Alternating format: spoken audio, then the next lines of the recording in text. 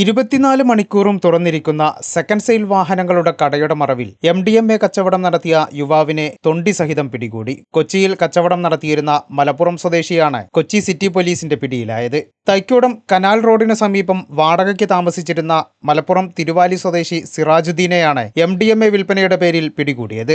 ദിവസങ്ങളോളം നിരീക്ഷണം നടത്തിയ ശേഷം കടയിൽ ലഹരി വിപണനം നടക്കുന്നതായി തെളിവ് സഹിതം മനസ്സിലാക്കിയാണ് സിറാജുദ്ദീനെ വലയിലാക്കിയത്. 25.36 ഗ്രാം MDMAയും ഇയാളിൽ നിന്നും പിടിച്ചെടുത്തു. തൈക്കൂടത്ത് സെക്കൻഡ് സെയിൽ വാഹനങ്ങളുടെ കച്ചവടം നടത്തിവരികയായിരുന്നു സിറാജുദ്ദീൻ. ഇതര സംസ്ഥാനങ്ങളിൽ നിന്ന് കുറഞ്ഞ വിലയ്ക്ക് കിട്ടുന്ന വാഹനങ്ങളാണ് ഇയാൾ കേരളത്തിലെത്തിച്ച് വിൽപ്പന നടത്തിയിരുന്നത്. 24 മണിക്കൂറും തുറന്നിരിക്കുന്ന സ്ഥാപനത്തിന്റെ മറവിൽ ലഹരി വിപണനമാണ് നടക്കുന്നതെന്ന് പോലീസിന് രഹസ്യവിവരം ലഭിച്ചു. ഇതിന്റെ അടിസ്ഥാനത്തിൽ രഹസ്യമായി നിരീക്ഷിച്ചപ്പോഴാണ് 24 മണിക്കൂറും പ്രവർത്തിക്കുന്ന കടയുടെ മറവിൽ മയക്കുമരുന്ന് വ്യാപാരമാണ് നടക്കുന്നതെന്ന് പോലീസിന് മനസ്സിലായത്. ഇതര സംസ്ഥാനങ്ങളിൽ നിന്ന് വാങ്ങിക്കൊണ്ടുവരുന്ന വാഹനങ്ങളുടെ മറവിലാണ് മയക്കുമരുന്ന് കേരളത്തിലേക്ക് എത്തിച്ചിരുന്നതെന്നും വ്യക്തമായി. പ്രതിയുടെ രാസലഹരി ശൃംഖലയെക്കുറിച്ച് കൂടുതൽ അന്വേഷണം നടത്തി വരികയാണ് പോലീസ്.